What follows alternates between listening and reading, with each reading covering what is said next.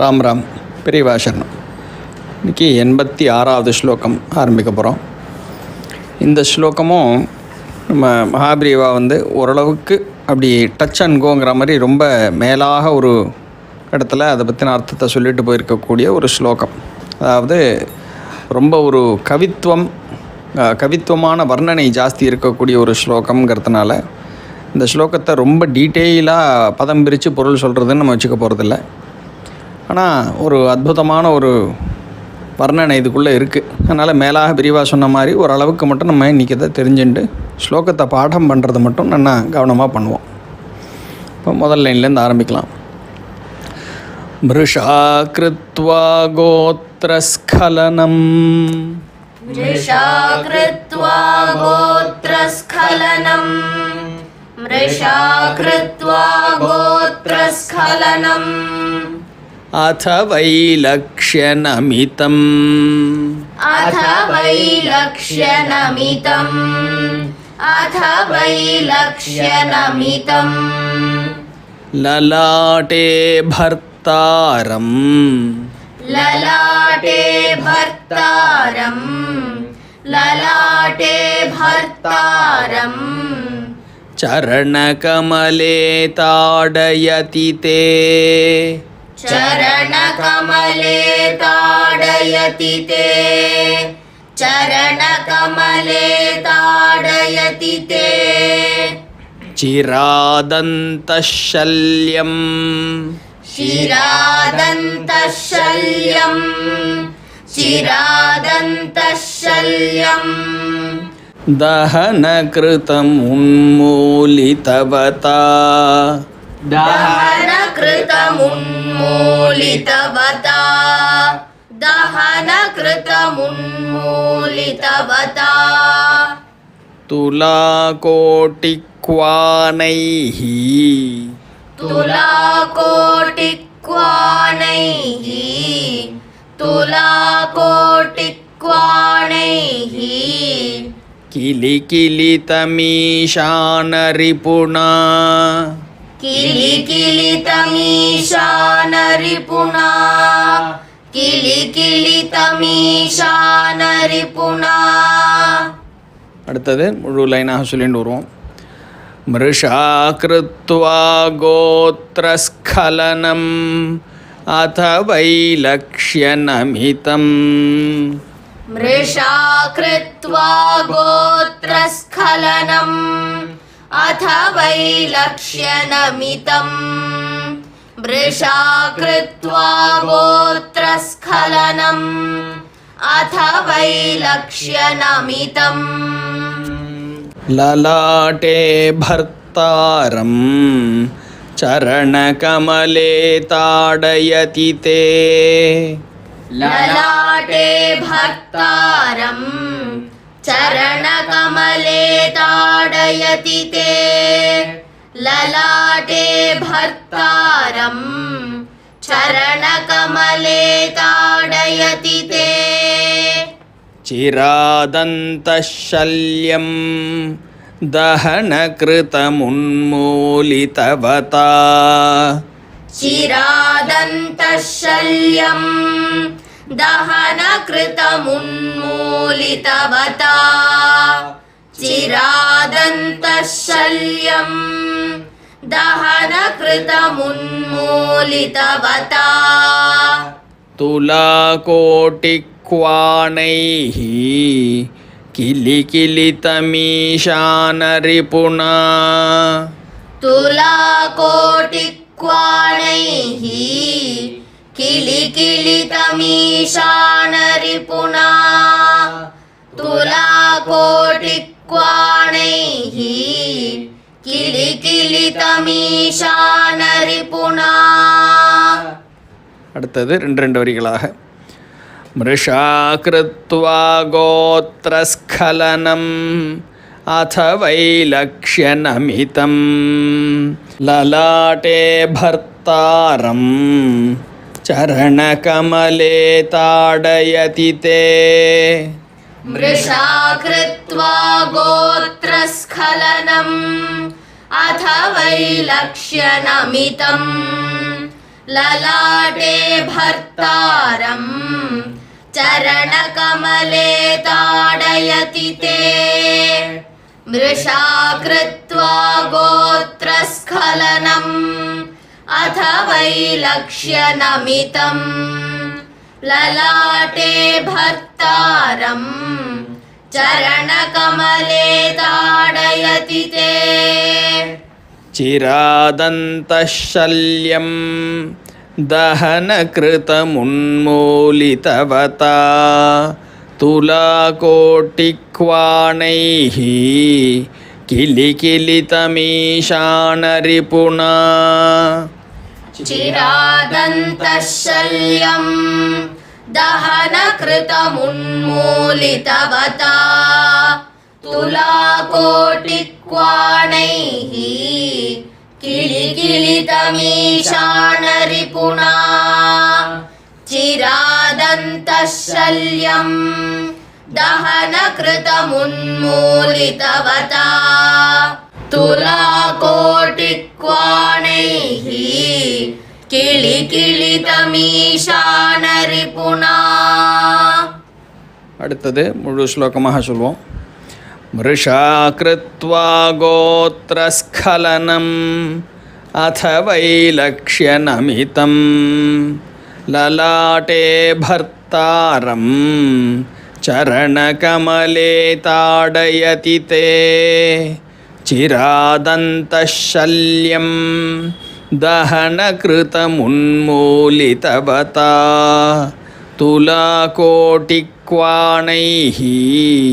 किलिकिलितमीशानरिपुणा मृषा कृत्वा गोत्रस्खलनम् अथ वैलक्ष्यनमितं ललाटे भर्तारं चरणकमले ताडयति ते चिरादन्तः शल्यं दहनकृतमुन्मूलितवता तुलाकोटिक्वाणैः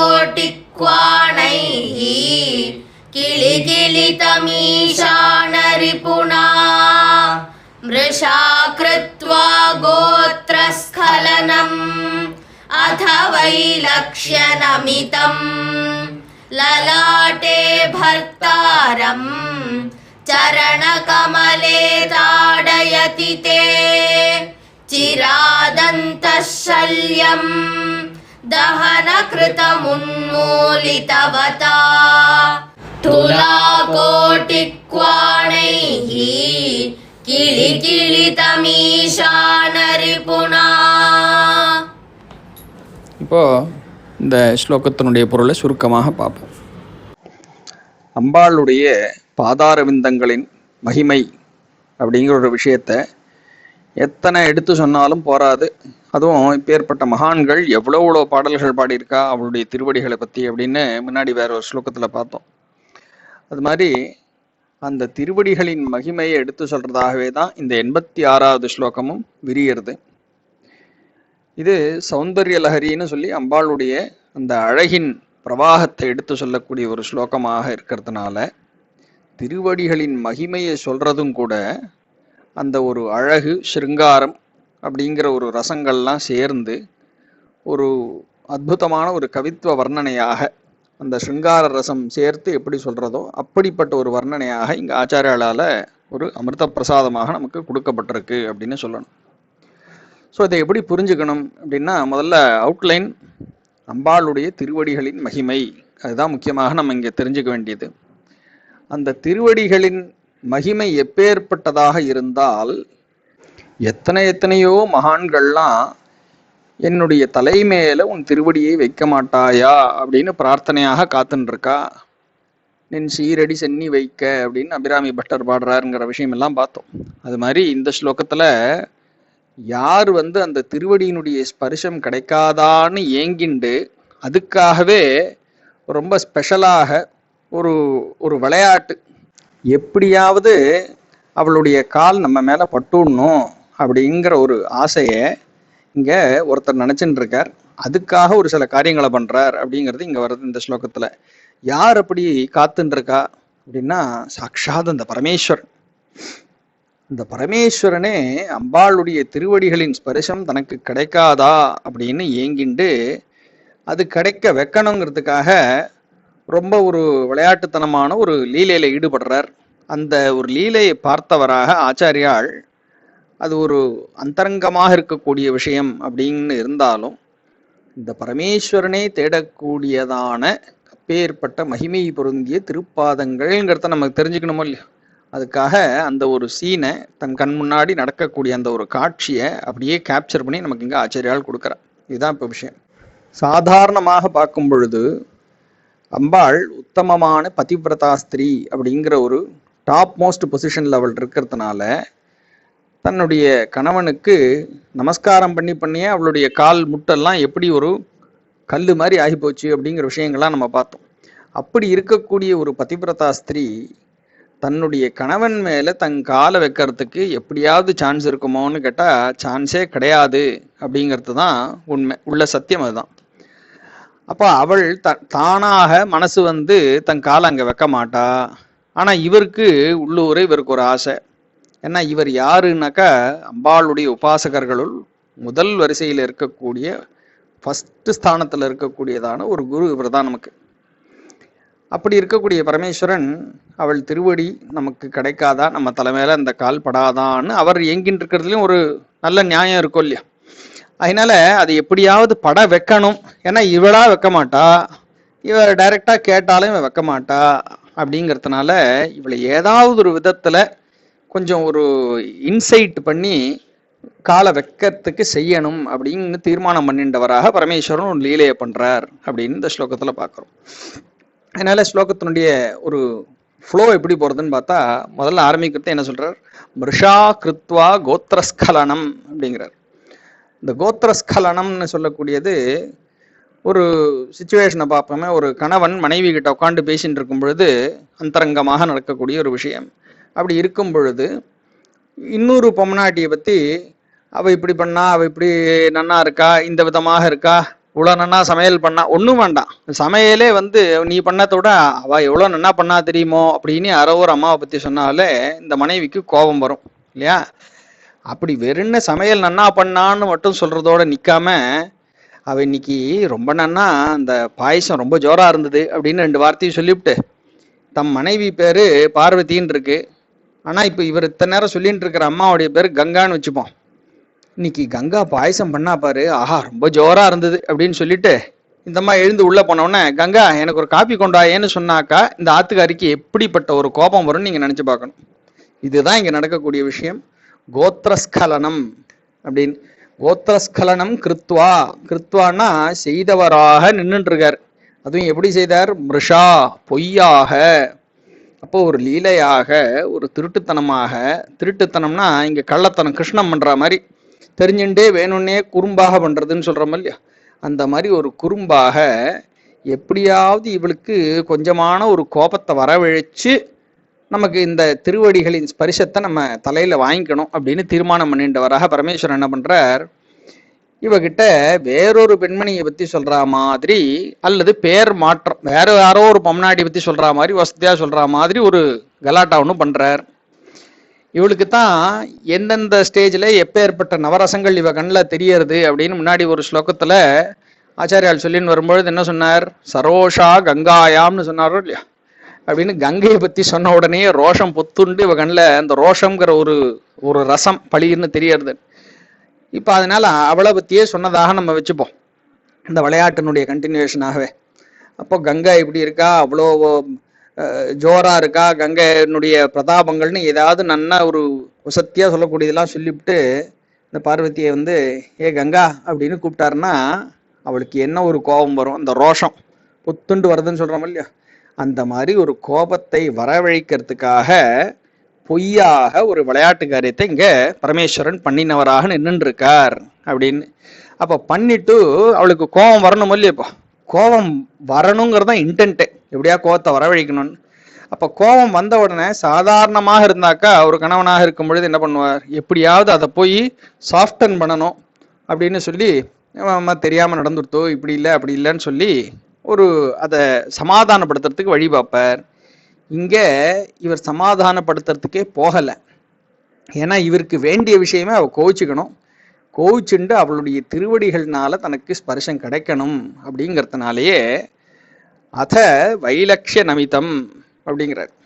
அதற்கு பிறகு இப்படி கோபத்தை உண்டாக்கி விட்ட பிறகு, பொய்யாக ஒரு விஷயத்தை பண்ணி ஆக்கின பிறகு, அதற்கு பின் வைலக்ஷ நமிதம் அப்படியே ஒன்றும் தெரியாம அடுத்து என்ன பண்றதுன்னு தெரியாம அப்படி தலை குனிஞ்சு நின்று இருக்கிறவராக நிற்கிறாராம். என்ன பண்ணணும்னு இவருக்கு தெரியும் ஆக்சுவலா. அதர்வைஸ் அது வேற ஒரு ஸ்லோகத்துல சீதாராவண சம்வாத ஜரின்னு சொல்லக்கூடிய ஒரு ஸ்லோகத்துல அங்க ஒரு விசேஷமாக எப்படி போய் பொய்யாக கோவிச்சுட்டு இருக்கிற பார்வதியை காலில் விழுந்து இவர் அப்படியே சமாதானப்படுத்துறார். அதை குழந்தை பிள்ளையார் பார்த்துட்டு எப்படி இவா 2 பேருக்கு நடுவில் அந்த ஊடலை அவர் சரி பண்றாருன்னா அங்க ஒரு ஸ்லோகத்துல இருக்கு. அதனால இவர் பண்ண தெரியாத ஆசாமி கிடையாது. இவர் எல்லாமே திருவிளையாடலாக பண்றதுதான் இங்கேயும் ஒரு விளையாடலாக இது நடக்கிறது அப்படிங்கிறத பார்க்கணும்.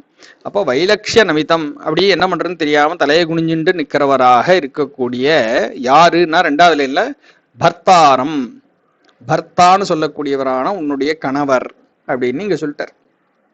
அப்போ இப்படி ஒருத்தர் நின்றுட்டு இருக்கார், கோபத்தை அப்படி நன்னா ஊதி விட்டு எப்படியாவது தன்னுடைய லட்சியத்தை அடையணுங்கிறதுக்காக இப்போ வைலட்சியமா ஒன்றும் தெரியலங்கிற மாதிரி அப்படி நின்று இருக்கிறவராக அவர் நின்று இருக்கார். அவரை இவ என்ன பண்றான்னா லலாட்டே, லலாட்டம் லாவண்யத்யுதி நம்ம ஏற்கனவே பார்த்துருக்கோம். இப்போ லலாட்டம்ங்கிற ஒரு வார்த்தை நெற்றி அப்படிங்கிறத நம்ம பார்த்துருக்கோம். லலாட்டே பர்த்தாரம் சரணகமலே தாடயதிதே. பர்த்தாரம் ஏற்கனவே பார்த்தாச்சு, லலாட்டம்னா என்னன்னு பார்த்தாச்சு. அவருடைய லலாட்டத்தில் நெற்றியில் தாடயதி, தாடயத்தின்னாக்கா அடிப்பது உதைப்பதுன்னு வச்சுக்கலாம், தாடனம். அப்போ அவருடைய லலாட்டத்தில் தாடயதி தே பர்த்தாரம், உன்னுடையவரான அப்படின்னு முன்னாடி வச்சாச்சு. உன்னுடைய கணவனுடைய நெற்றியில் உன் சரண கமலங்களால், கமலத்தால் தாடயதி அப்படின்னு இங்க சொல்லியாச்சு. அப்ப என்ன பண்றா, தன்னுடைய திருவடி தாமரையை கொண்டு, சரண கமலம்னு கொடுத்துருக்கு ஸ்பெஷலா. அப்ப கமலம்னு சொல்றதுனால அப்படி ஒரு தாமரையை போன்றதான இந்த திருவடியை கொண்டு உன்னுடைய கணவரின் நெற்றியில் லலாட்டத்தில் தாடயதி அடிக்கும் பொழுது, இப்ப அடிக்கிறா அப்படி இவர் வேணும்னு என்ன பண்றார், அவ காலை நீட்டி இப்படி ஒரு ஸ்ட்ரெச் பண்ணக்கூடிய பொசிஷன்ல இவர் அப்படியே போய் தலையை குனிஞ்சுட்டு ஒன்றும் தெரியாதவராக அப்படி நிற்கிறாரு நம்ம வச்சுக்கணும். இப்போ பொசிஷனை, ஐயோ தப்பா அவ பேரை கூப்பிட்டேனே அப்படிங்கிற மாதிரி தலையை குனிஞ்சுட்டு அப்படி போய் நிற்கிறார். கால் படக்கூடிய இடத்துல சட்டுன்னு நின்னோடனே அந்த கோபத்துல அந்த ஒரு ஊடல்ல கிட்டக்க சட்டுன்னு உட்காண்டிருக்கே ஒன்று வச்சா தெரியுமா அப்படின்னு சொல்லி அப்படி திருவடி தாமரையினால் அவர் நெற்றியில சட்டுன்னு அப்படி ஒரு உதை, ஒரு கிக்னு சொல்றோமோ இல்லையா, அப்படி உதைக்கும் பொழுது என்ன ஆகுறதுன்னாக்கா உதைப்படக்கூடிய இடம் லலாட்டம் இல்லையா. அந்த நெற்றின்னு சொன்ன உடனே பரமேஸ்வரன் நெற்றியில் என்ன இருக்கு, எதுக்கு பாப்புலர்னா நெற்றி கண்ணுக்கு தான் பாப்புலர். முக்கண்ணனாக அப்படின்னு சொல்லக்கூடியவராக சாட்சாத் பரமேஸ்வரன் தான் இருக்கார். இந்த நெற்றி கண்ணை கொண்டு அவர் விசேஷமாக பண்ணின பல காரியங்கள்ல ரொம்ப முக்கியமாக நம்ம எல்லாம் ஞாபகம் வச்சுக்கக்கூடிய காரியம் மன்மத தகனம். அப்ப இந்த நெற்றிக்கண்ணை கொண்டுதான் மன்மதனை அவர் தகனம் பண்ணியிருக்கார்.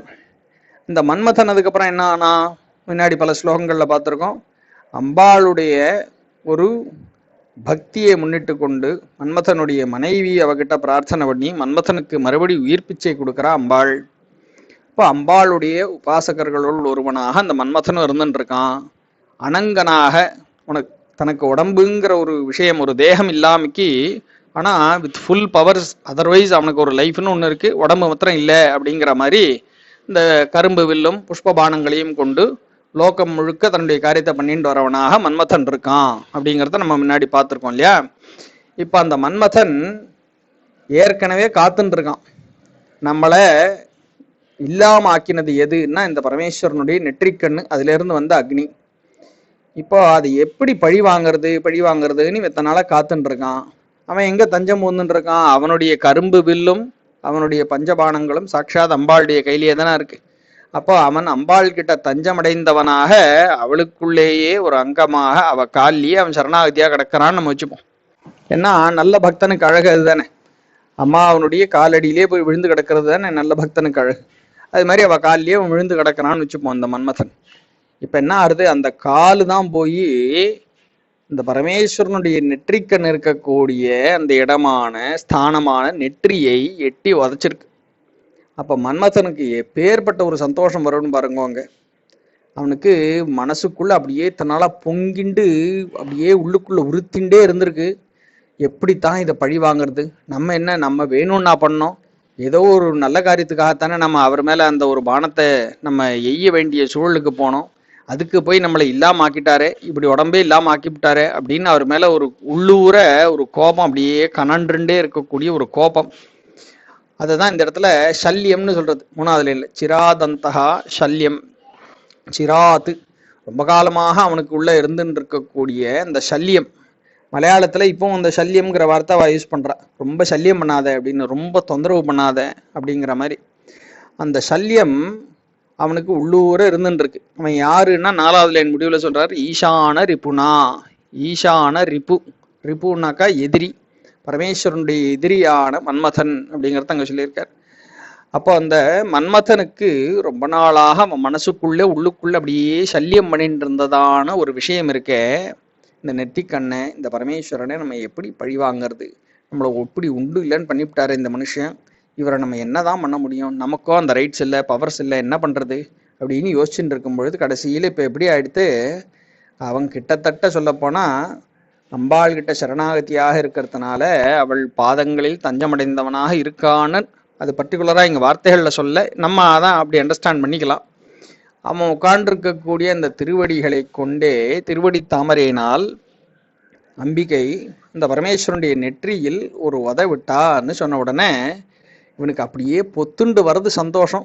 ஒரு வெற்றி களின்னு சொல்றோமே, அந்த மாதிரி விழுந்து விழுந்து சிரிக்கிறான். தன் மனசுக்குள்ள இத்தனை நாளா அப்படி பூட்டி வச்சிருந்த அந்த ஒரு கஷ்டம் இருக்கே, அந்த ஒரு சல்லியம் இருக்கே, அதை உன்மூலித வதா, அதை வெளியில எடுத்து பிடுங்கி போட்டாச்சு. போ, நமக்கு போச்சு, இந்த ஒரு கஷ்டம் போச்சு, நல்ல வழியா நமக்கு பழிக்கு பழி இன்னைக்கு எடுக்கிறதுக்கு ஒரு சந்தர்ப்பம் கிடைச்சதோன்னோ அப்படின்னு சொல்லக்கூடியதாக ஒரு சான்ஸு. அப்போ உள்ள இருந்ததை பிடுங்கி வெளியே போட்டாச்சு கஷ்டத்தை. கூடவே வெற்றி கழிப்புல ஒரு சந்தோஷம், ஒரு சிரிப்பு வருமோன்னோ. அப்படி அந்த சிரிப்பு தான் எப்படி வர்றதுன்னு கேட்டாக்கா, இவன் சிரிக்கணும்னு நினைக்கிறானா, ஆனா அந்த நேரத்துல என்ன ஆகுறது, இவள் தன் காலால எட்டி உதைச்ச உடனே அந்த காலினுடைய மூமெண்ட்னால இவள் காலில் இருக்கக்கூடிய அந்த சதங்கை இருக்க, அப்படி ஜிலு ஜிலு ஜிலுன்னு மணி ஒலிக்கக்கூடியதான அந்த சதங்கைகள், லலிதா சஹஸ்ரநாமம் சொல்றத சிஞ்சான மணிமஞ்சீர மண்டித ஸ்ரீ பதாம்புஜான், அப்படி அற்புதமான ஒரு ரத்தனங்கள் மணிகள்லாம் கொண்டு இழைக்கப்பட்டதான ஒரு கொலுசு, சொர்ணமயமான கொலுசுன்னு வச்சுப்போம். அந்த கொலுசுல இருந்து அத்தனை மணிகள் இருக்கிறதுனால இப்ப அப்படி எட்டி உதைக்கிறதுக்காக காலை மூவ் பண்ணும் பொழுது கிணி கிணி கிணி கிணின்னு ஒரு சத்தம் வருதான். அதுல கிளி கிளி தம்னு சொல்றார்.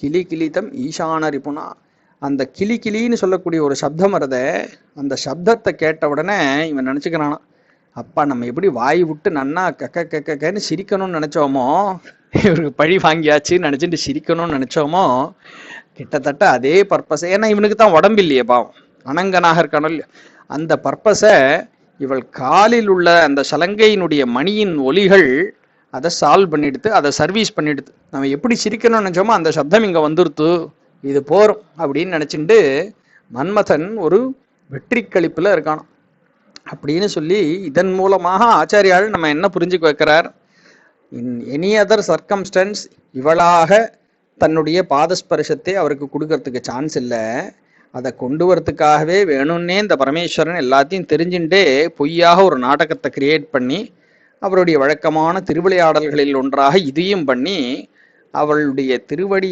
தீட்சை தன்னுடைய தலையில வாங்கிக்கிறதும் பாலோ அது மாதிரி தலையை கிட்டக்க வச்சுட்டு தன் நெற்றியில இங்க வாங்கிட்டு இருக்கார். எப்பேற்பட்ட ஒரு மகிமை அதுக்கு இருந்தாக்கா, அந்த பரமேஸ்வரனே இதற்காக இப்படி ஒரு நாடகத்தை அரங்கேற்றி இருக்கக்கூடும் அப்படின்னு சொல்றதாக நம்ம இதுல புரிஞ்சுக்கணும். அதுல கூட இந்த கல்பனையை சேர்த்து இதனால இந்த மன்மதனும் இதை ரசிச்சான், ரொம்ப சந்தோஷப்பட்டான் அப்படிங்கிற ஒரு அழகான வர்ணனைகள்லாம் கூட இங்க சேர்த்து ஆச்சாரியால் நமக்காக இதை கொடுத்துருக்கா. அப்போ முக்கியமாக நம்ம ஞாபகம் வச்சுக்க வேண்டியது அவளுடைய திருவடிகளின் மகிமை. இன்னொரு ஆங்கிள் இதை பார்த்தோம்னாக்கா, இங்க அம்பாள் தன்னுடைய கால்னால இடறினா உதைச்சா அப்படின்னு என்ன சொன்னாலும், அம்பாளும் பரமேஸ்வரனும் சாட்சாத் ஒன்றேதான், ரெண்டும் வேற வேற அல்ல அப்படிங்கிறதாகவே அந்த அர்த்தநாரீஸ்வர ஸ்வரூபம் காமிச்சு கொடுக்கறது. அதனால இவள் தனியா இப்படி உதைச்சாலேன்னு சொல்லி அதுக்காக வருத்தப்பட வேண்டிய ஒரு சூழல்ல இந்த பக்தாலும் இதை பார்க்கப்படாது. ஏன்னா பரமேஸ்வரனும் பார்வதியும் சிவசக்தியா யுக்தோன்னு இங்க முதல்ல சொல்றாரு. ஸ்ரீ சிவா சிவசக்தி ஐக்கிய ரூபினின்னு லலிதா சஹஸ்ரநாமம் சொல்றது. அப்படி அந்த ஐக்கியமான ஒரு சொரூபமாகவே தான் நம்ம பார்க்கணும். அப்படித்தான் நமக்கு பெரியவாள்லாம் சொல்லி கொடுத்துருக்கா. அப்படி பார்க்கும் பொழுது ஒன்றே ஒன்றாக இருக்கக்கூடிய அந்த பரமாத்மா ஒரு விளையாட்டாக அந்த ஒன்றே இரண்டாக ஒரு ரூபம் எடுத்து அந்த இரண்டு ஒண்ணுக்கு ஒன்றும் தானே ஒரு விளையாட்டு பண்ணிட்டு அந்த ஒரு விளையாட்டுல சுத்தி இருக்கக்கூடிய நமக்கு ஒரு ஆனந்தத்தை கூட காமிச்சு கொடுக்கறது அப்படிங்கிறதாக இதுல நம்ம அர்த்தத்தை பண்ணிக்கணும். அதுக்கு மேல எல்லாம் நம்ம நன்னா புரிஞ்சுக்க வேண்டியது அவளுடைய திருவடி தியானம்ங்கிறது எவ்வளவு முக்கியம். அம்பாளுடைய திருவடிகள் கிடைக்கணுங்கிறதுக்காக நம்ம எப்பேற்பட்ட பிரயத்தனம் வேண்டுமானாலும் செய்யணும், செய்ய காத்துன்னு இருக்கணும். நம்மளுடைய லட்சியம் அந்த திருவடிகளினுடைய ஸ்பர்ஷம், திருவடி தீட்சை அப்படிங்கிறதாக இருக்கணும். அப்படிங்கிறத வச்சுண்டு அது கிடைச்சுட்டானா போறோம். பாக்கி எல்லாத்தையும் ஜெயிச்சதாக இந்த லோகம்ங்கிற ஒரு மாயையே விலக்கி சாட்சாத் அவளுடைய திருவடிகளிலேயே ஐக்கியமாகக்கூடிய ஒரு பெரிய பாக்கியம் கிடைக்கும் அப்படிங்கிறத தெரிஞ்சுட்டு அப்பேற்பட்ட ஒரு மனசையும் அந்த வழியில போகக்கூடிய ஒரு திருடத்தையும் சாட்சாத் அந்த அம்பாள் ஸ்வரூபமாகவே இருக்கக்கூடிய நம்ம பெரியவா நமக்கு அனுகிரகம் பண்ணட்டோம்னு பிரார்த்தனை பண்ணிட்டு இந்த ஸ்லோகத்தை இதோட பூர்த்தி பண்ணிப்போம். ராம் ராம். பெரியவா சரணம்.